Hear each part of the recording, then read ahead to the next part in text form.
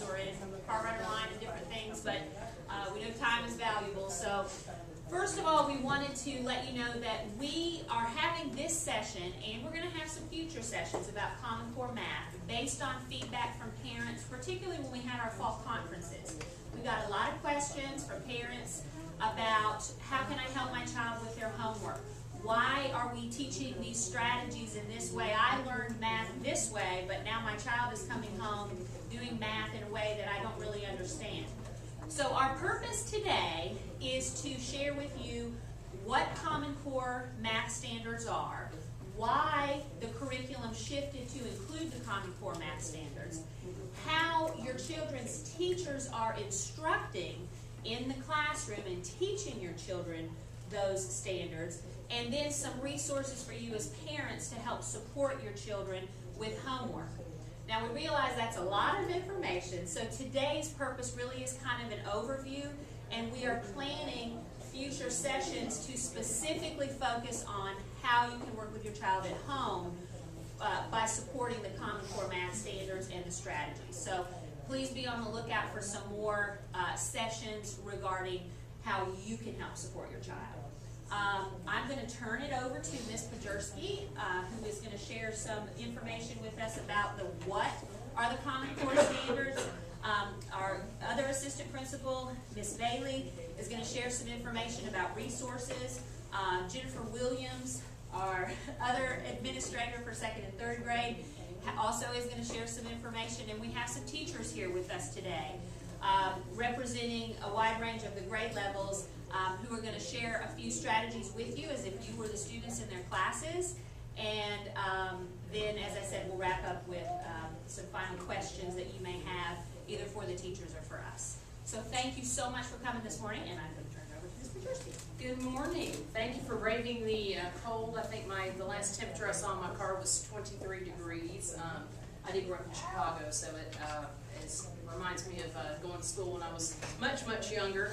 But I have been in the South so long. I was born in Atlanta, lived there, and came back here, and I don't think I can tolerate that for much more than we have here of winter. So thank you for coming out this morning and to be here with us. My part is very small in this today, just to give you a little bit of background, because I think there's information, there's lots of information floating out there about Common Core, and we want to give it to you from the school's perspective to make sure you kind of know where we're coming from and what is the real information, at least to our knowledge, and then we will share some expert knowledge with you today. So what Ms. Bush said is very true. It's a lot of information, but we want to just give you a little bit of background. We also will post this in our online parent resource library. That way you can reference it again whenever, if you or to share it with your with someone else or your spouse or someone could be here today. All right, Ms. Bailey, thank you.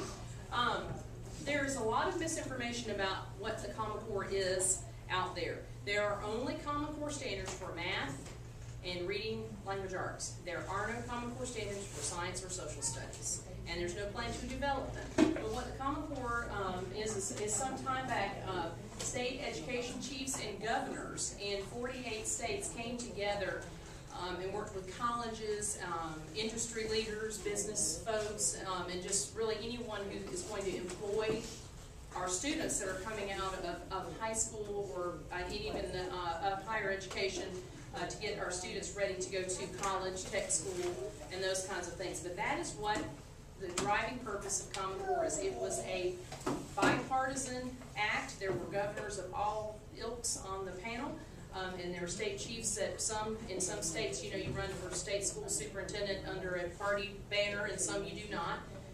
And so this whole large group of folks came together to create and kind of orchestrate this work.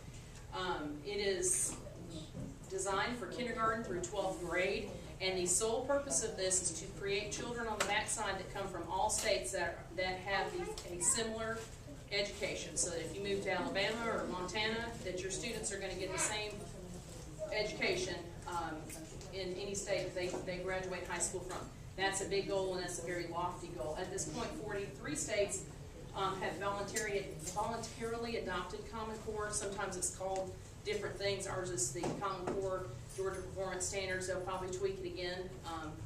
Sometimes that's driven by politics or maybe they want to refine. I know that the state's working on refining some standards right now. But they're still under what would be considered Common Core standards, so that we can make sure that our education's aligned across the United States. Thank you. Keep forgetting all my clicker. Why do we need standards? Again, it goes back to that design that in the hope that all students who graduate from high school come out with the same level of education or similar, so that they can go on to a technical school, a college, or come straight into the business world and be ready, work world, and be ready to be employed and be productive citizens. That's the driving force of Common Core. There's nothing else. I've done a good bit of research on this, and I actually did some last week getting prepared for this today, and I can't find anything that says anything different. So it really was the driving force there, which is a good goal, that our students are ready to compete both nationally and globally. So they even did some consulting with very successful school systems in other countries to create Common Core standards. So they really wanted to create clear expectations so that there are skills and knowledge necessary to succeed in college, career, and life upon graduation from high school, regardless of where they live. So again, it's the same message over and over. In math, which is what we're talking about today, and again, like I said, my part in this is very small policy, and the driving force behind this is irrelevant if it doesn't translate to good practice in the classroom and success for our students. And we are very lucky coming to have outstanding math teachers that are bringing these shifts to the classroom level, which I think as a parent, I have high school students, and so high school math has been very vexing in our house. So I can tell you that I share some of your same stresses in that, it's confusing. I'm like, this is not how I learned algebra. So whether it's 4th grade or high school, it's the same worry as a parent. But the key shifts for math instruction, there's been a greater focus on fewer topics. So hopefully if you go a little deeper, that will come through with what you're going to hear from our teachers this morning, and understand things like numeracy better, that they really understand what numbers are and what they mean. There's coherence, that are linking topics and thinking across grade levels. I think that's been the topics are not so much the problem, it's maybe the thinking and having children explain, why they answered the way they did and think through a problem. And then the word rigor, which you hear a lot in educational settings these days, that is just to stretch what children are doing and making sure that we are moving them along on a continuum to grow and be able, again, to compete nationally and globally. The standards for mathematical practices, these are just listed here. That's another thing that's kind of new, and these are kind of some large goals that are K-5, and actually they translate on up through the upper grades.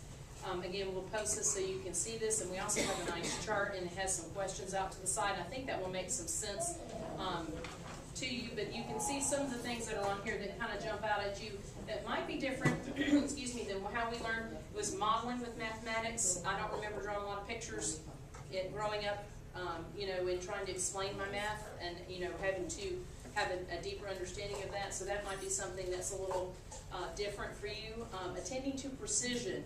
Again, making sure they go through all the steps and that they can articulate what they're doing and why. Constructive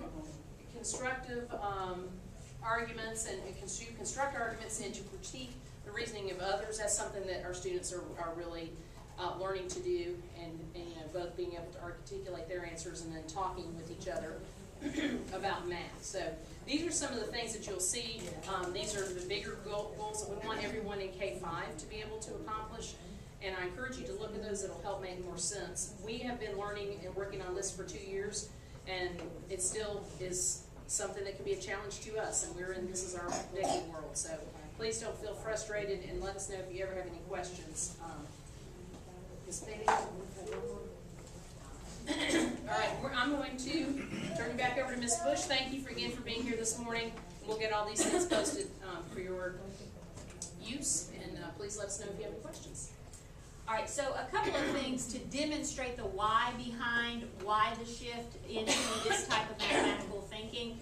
I've got two very short video clips. One is about 3 minutes, one is less than 1 minute, to show you with actual students kind of some of the reasoning behind why we feel like we need students to have a deeper understanding of how to solve math problems and why you do what you do with the numbers, rather than just memorizing some facts or memorizing the standard algorithm, is what we call the way we used to do math, when we would stack our numbers up, borrow and carry, and not really know exactly why we were doing it, but that was what we were told to do.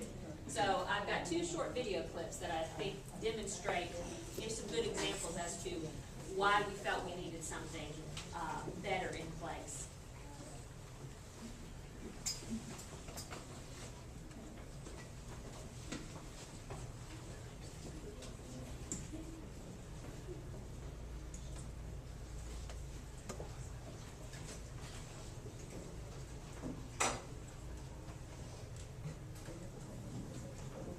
There are 125 sheep and 5 dogs in the flock.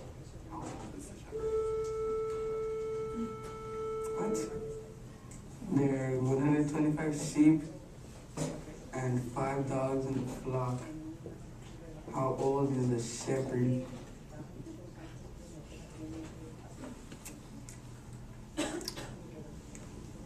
I don't know how to solve this Why is that? because it doesn't talk about anything about the shepherd. Like, it doesn't say how old, like how long he's had them or anything. So it doesn't give me any hints about anything. Yeah. Okay. Thank you very much. There are 125 sheep and 5 dogs in a flock. How old is the shepherd?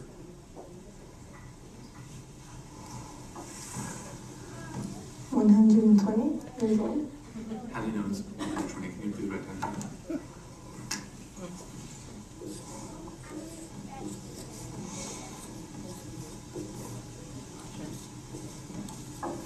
Now, how do you know that the shepherd is 120 years old? Then I subtract 125 minus the 5 dogs and a flock. Okay. Thank you very much.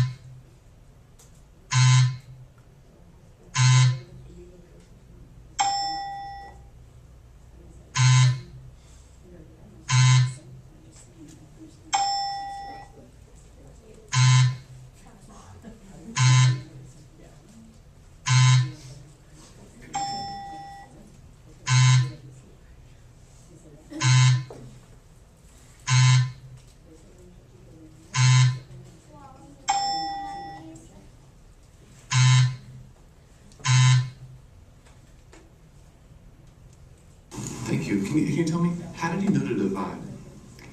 Because it doesn't say the difference, or it doesn't say the sum, or the product, or something. I see. Okay, thank you very much.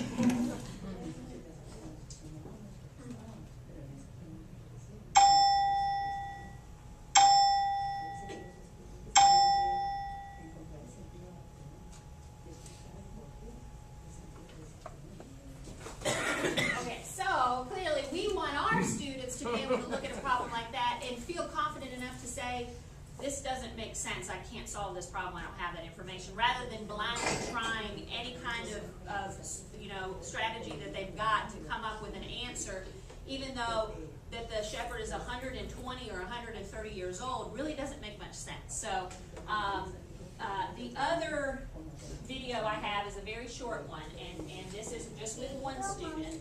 Let's see if I can.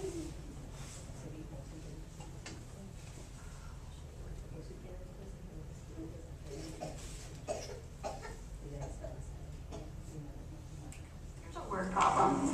There are 295 students in the school. School buses hold 25 students. How many school buses are needed to fit all the students?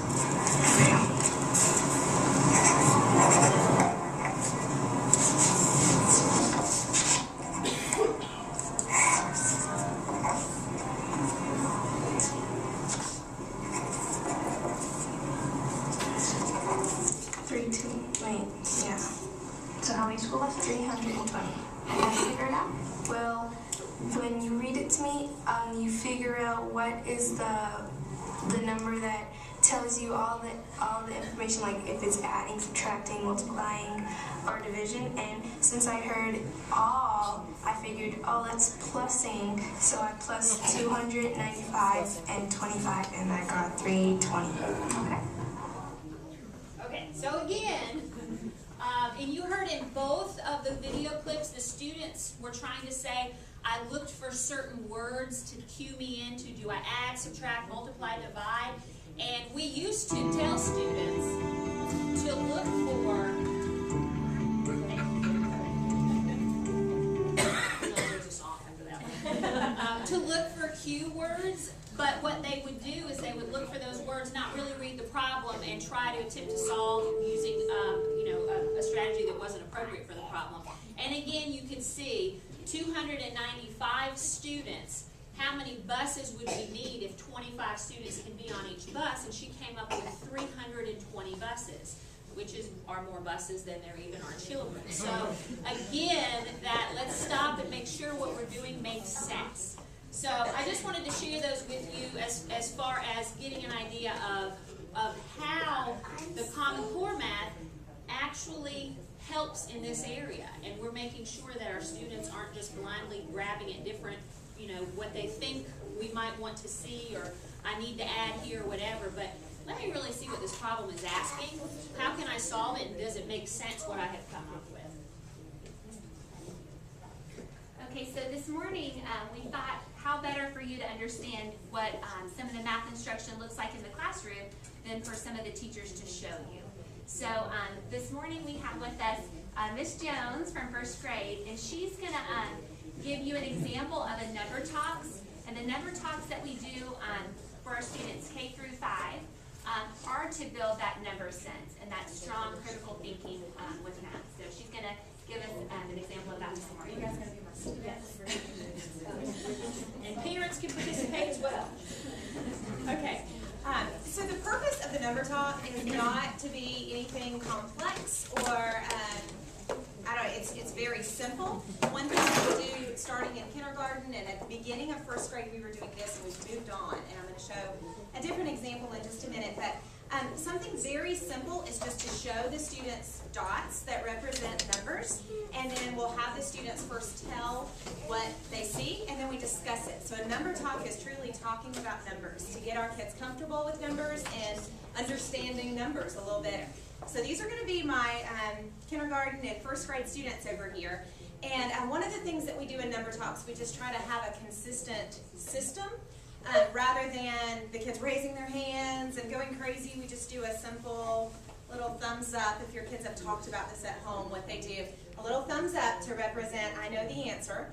And then if other students agree with what the students are saying, they do a little, it's hard to do, a little sign of, I agree.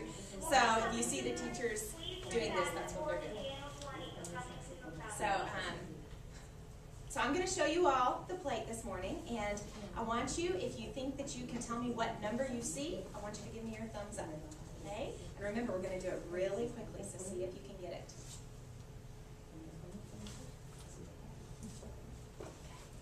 All right, Dawn, can you tell me what you saw? I think I saw 8.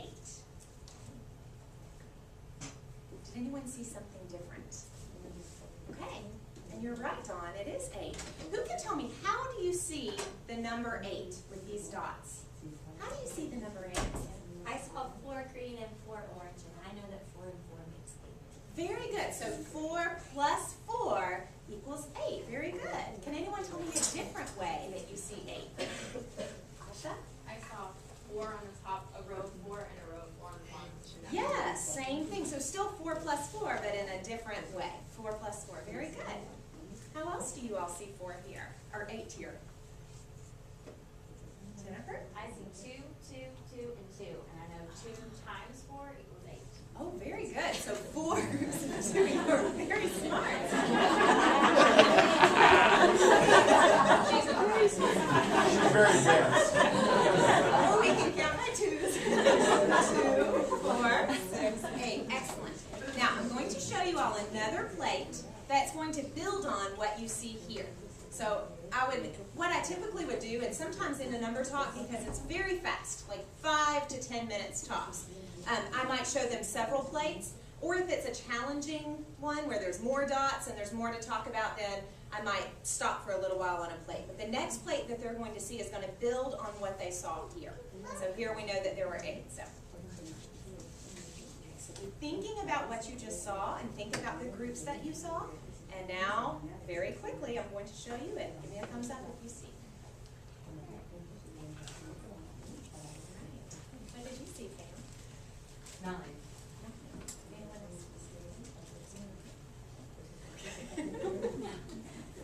All right, you guys are so smart. You're catching on this morning. So who can tell me, how do you see 9 on this plate? Look at the grouping of 9 here. Anyone out here? All right. Can you tell me?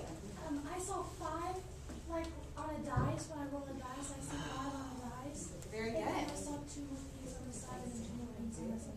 5 with 2 pieces. Excellent. So 5, like what we see when we roll the dice, and then 2 more plus 2 more would equal 9. Very good. Any other way? I saw the 8 from before with the 2 rows of 4s plus 1 more in the middle, so that's how I came up. Good, yeah, our 4 plus 4, which we saw before, plus 1 more. So we know that doubles, 4 plus 4 equals 8, and just 1 more would give us 9. Very good.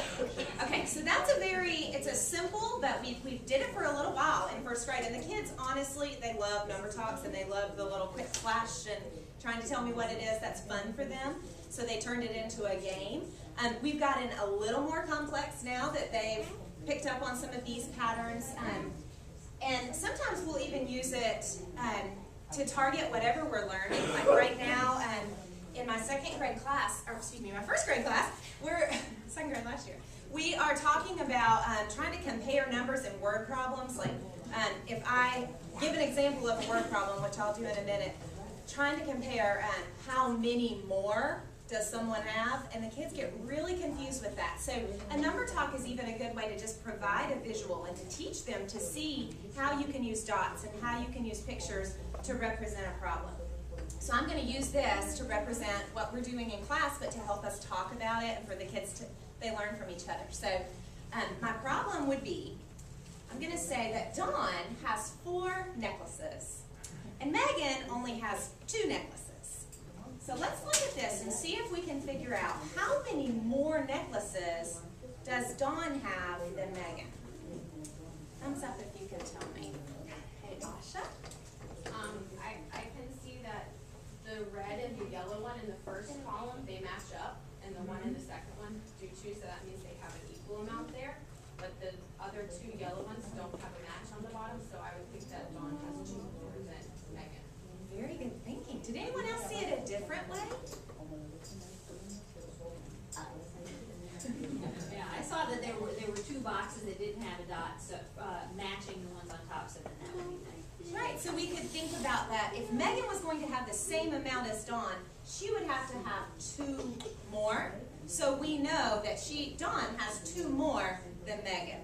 And what the students were doing with this is they were adding them up, and still sometimes adding them up. So when they see the visual, and I draw this in, and we see, okay, more, we're thinking 2 more, then they get that visual representation, and it helps them. And they hear from each other, because they do see different things. They happen to see pretty much the same thing, but the kids are able to pick out things that I don't even think of half the time. So it's just a really good way for them to talk about numbers and to become more comfortable with talking about numbers and to learn from each other.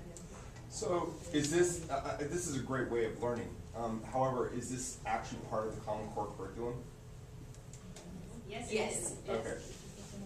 And this is a strategy to use to target some of the Common Core standards. Okay. Yes. And I know you think, exactly, and you missed the very first part. But, Yeah, sorry. But we kind of talked about what those standards were in Common Core, and now we're talking about, well, then how are the How they're teachers? implemented? Right, Gotcha. exactly, so, Okay. yes. And so what you're seeing is pretty basic with what I'm doing, but it builds that number sense so that when Asha, who is a 4th grade teacher, when she models for you all a number talk and we see it's a little more complex, the kids have the foundational skills to build on what she's going to be doing. So I'm going to let her take over. while she's getting ready, and we'll post this, like I said, which has the mathematical practices on there. In our classrooms that have used this, and I'll use Miss Dalton without her permission as an example, but I can do that because I'm the principal. In fourth grade last year, and she's really been our pioneer person with number talks. We have other people in the county who come to watch her teach this, and she's actually been filmed, and the county director or coordinator for mathematics comes to her for that. But we had a 25% increase in exceeds last year in fourth grade in math. And Miss Sarah also does this in fourth grade. So this does absolutely link to Common Core. Because testing was based on Common Core. As we go into Georgia Milestones, which is the new testing, it's going to be even harder. So our students that are coming through having these experiences So with let me math reiterate what you're saying. Basically, what you're telling me is that these programs that you're implementing have actually proven to go ahead and be beneficial in the final evaluation at the end of the year. Yes, absolutely. Gotcha. Okay. So we're excited about that. We actually have some data to support that we're making good choices in there. So this is just something we can do to build. That board that she was using, that magnetic board, dry erase board. Yes. Is that readily available anywhere? Is there a resource in where we as parents could acquire something like that? Probably a teacher store. Those I know we ordered. Let me find out. That would be great. Yeah. Yes, and we can post that as well. Maybe some resources if it's not something you can pick up locally. Oh, good. Okay. And I was gonna say, you could do, this was just made out of, these are 10 frames, so you could even just draw the boxes of 10 frames and put it on a cookie sheet. Okay. So there you go. Teachers have figured it out. And just to build off of what Ms. Jones was saying, I use the same thing in my classroom, and I know you're gonna say, oh my gosh, that's so basic, but this builds on exactly what we're learning and so I would show my kids really fast, I do mine a little bit faster, and I would say, what did you see? They would tell me how they saw it, and I would say, give me a multiple of this number. 16, 4, 32. Give me a factor of this number. 2, 4, 1, 8. So building and bringing in what we're learning in class, building on what they've done in the lower grades so that we can extend our knowledge. Okay, so I just want to give that. Miss Bailey and Miss Guerin just passed out some resources. I'm actually going to do a number talk with you. No paper, no pencil. But I want you to try and get into the groove of what the kids are doing in the class with me. So here we have clear expectations, just like Ms. Jones was saying. Be respectful. When you have an answer, give me a thumbs up. Explain your thought process to a partner so we have a chance when we share and talk to each other. So I'll put my thumb up when I have an answer. I'll get all the answers and write them on the board. And then the kids will have a chance to talk to each other and explain their thought process, how they saw it, and what they did to solve the problem. And then we'll come back together and some of the kids will share, okay? So learn from each other and embrace incorrect answers. I can tell you I have sometimes more kids that will raise their hand and say, I got the problem wrong and this is why, than sometimes I have the correct answer. So we try to embrace our answers. So I want you to try multiplication. I really want you to try and do it in your head. So 18 times 15. You can use some of the strategies. There is, if you look on the second page, there's some strategies for multiplication. So if you want to choose one of those and try it, and then we'll get some answers in just a second. You guys think about it? I know this is a big jump from seeing numbers, but. So just give me a thumbs up when you think.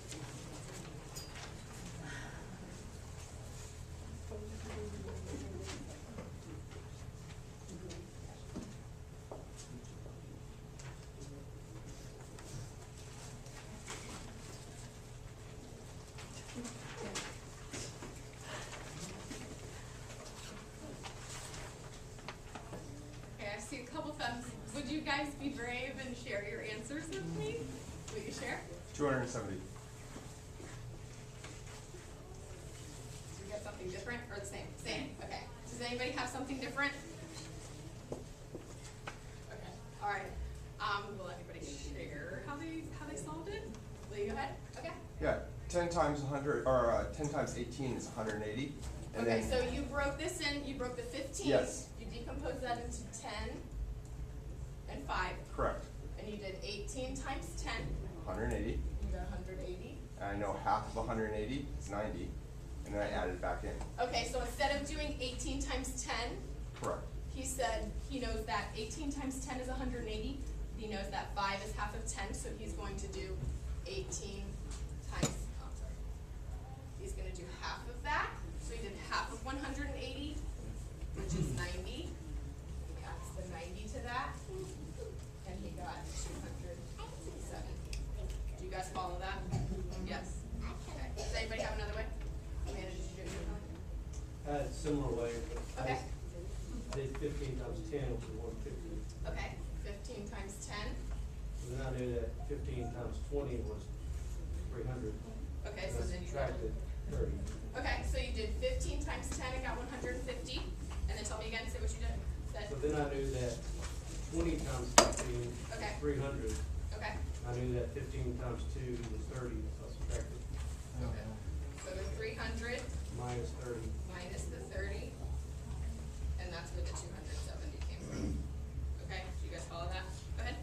I just learned this way.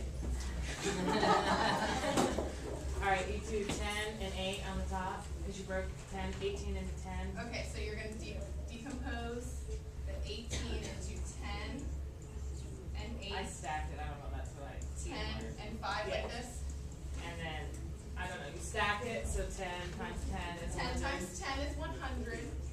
And 10 times That's 5 80. is 50. yeah, 10 times 8 is 80. So we have 150 so far. And then 8 times 10 is 80. And We have 5 times 8 230. is... And 8 times 5 is 40. And that's where the 270. Okay, are we okay with this? Okay. Now I actually have a video from last year from some of my kids, and they're going to solve the same problem.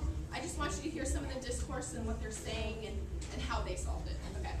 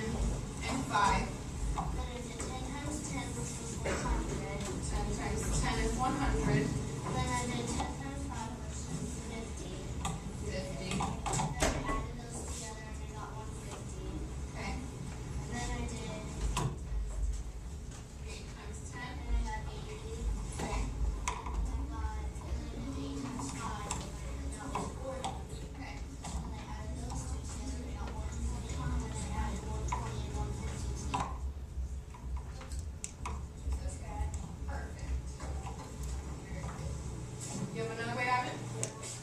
I did 15 times 10 and got 15. Where'd you get that from? my 18 and 10. So 15 times 10 Is 150. Okay.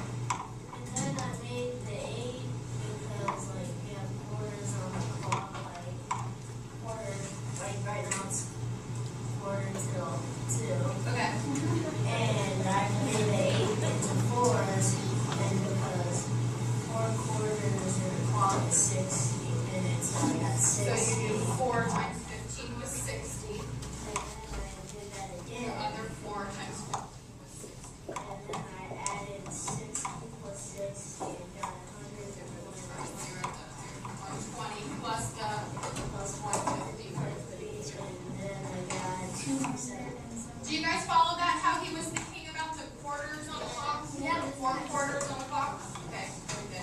All right, put your hand up. Okay, so I just want you to get just a good picture of what the kids are thinking.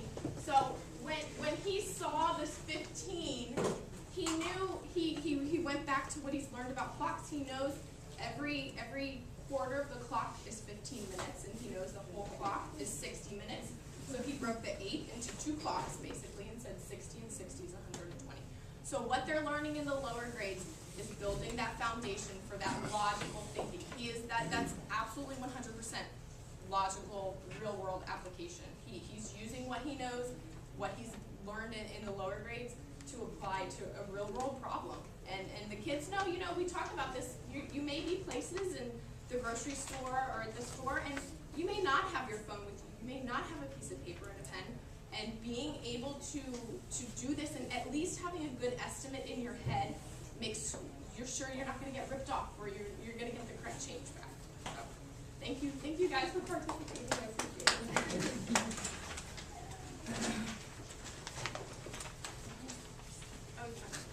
Okay, real quick before we move on at the end, briefly, because we're almost out of time, we have a little make and take table outside, so you're going to get to make something if you would like to take with you to kind of start this process at home with your child. But we have Megan Guerin, who is a kindergarten teacher, and she's going to explain one last tool that they use in kindergarten, and then we'll move on. This is called a Rec and Rec, and we also call them math racks. And the Rec and Rec, it kind of reminds you of an old school abacus, I think is what they're called. And so it helps us build, sorry, it helps us build our number sense, so my kids know that there are 5 red beads on the top, 5 on the bottom, 5 white beads on the top, and 5 on the bottom, so they know there are 10. So right now, what we're learning in kindergarten, we're learning our team numbers, and that is a group of 10 with some more ones. So I use my iPad because this is large, but I will, they know this is the action zone, so they look for what number I'm building over here. So I'll build a number, and then they thumb on their heart when they know, and it's amazing how quickly my kids are learning that this is 13 because I see a group of 10 and 3 more. I'm coming from teaching first grade, and I had first graders who left me not understanding that 13 was a group of 10 and 3 more. So when we did 10 plus 3, they were counting on every time. And so I can just see a huge advantage with my kindergartners learning this, that number sense, mentally, how it's going to benefit them as they move on. So this is called a math rec. So that was our last tool.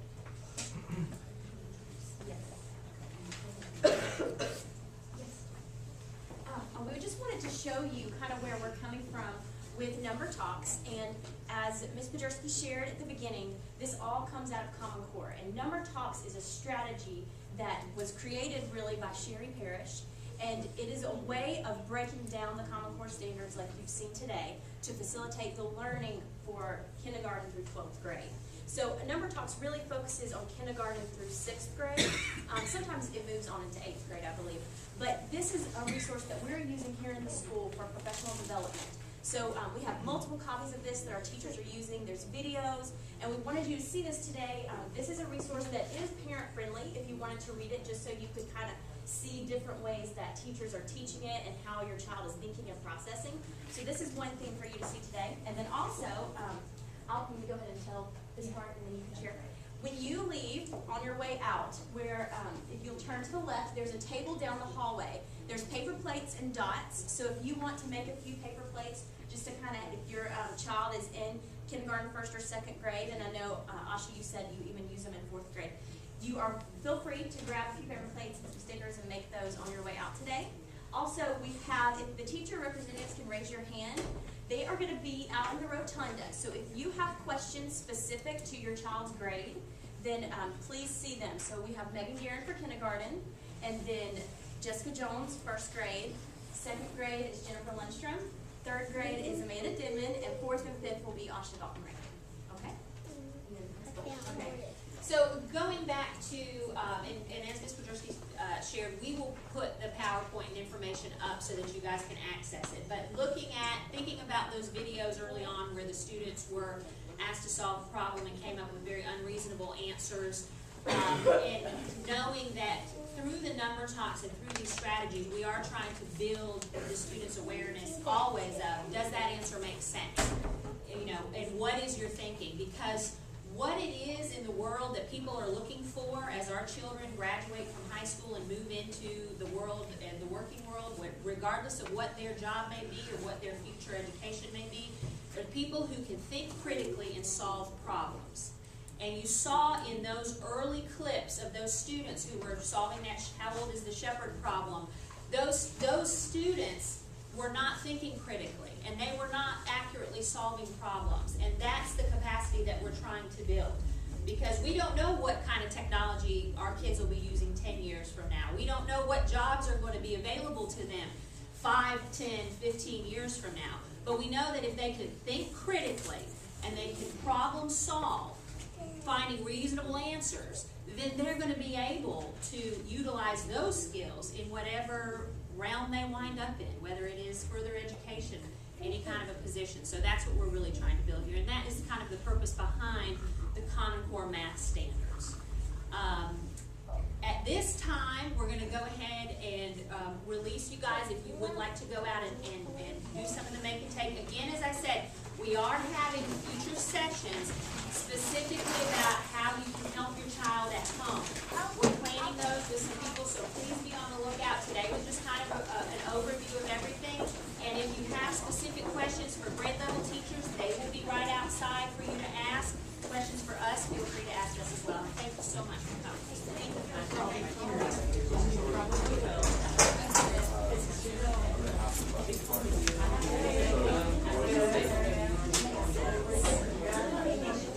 Yes, that's what we are doing.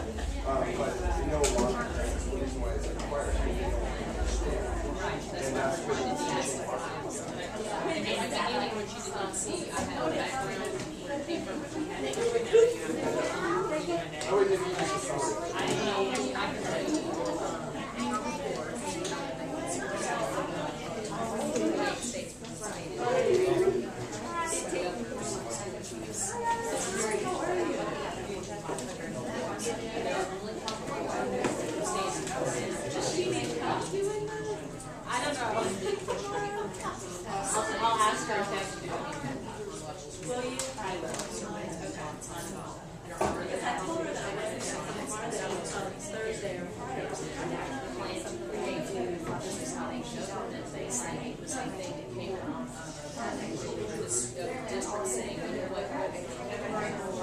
Oh, I have one. That was the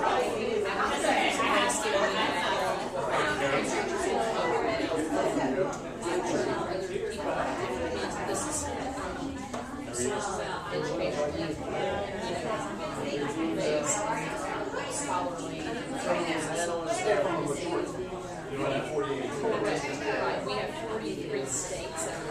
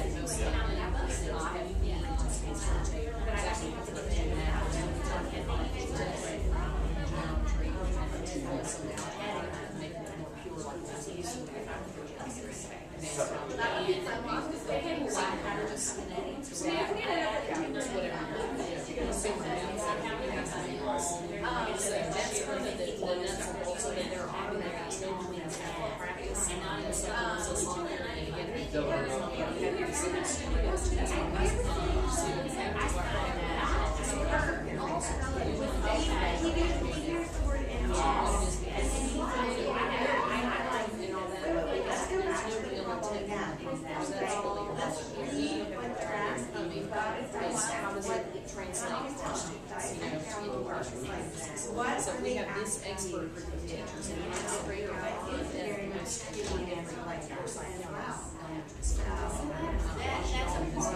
why the different we're slowing some things down and really working on that or trying to just make it so taking it and trying to do what we need to bring this back to students and number of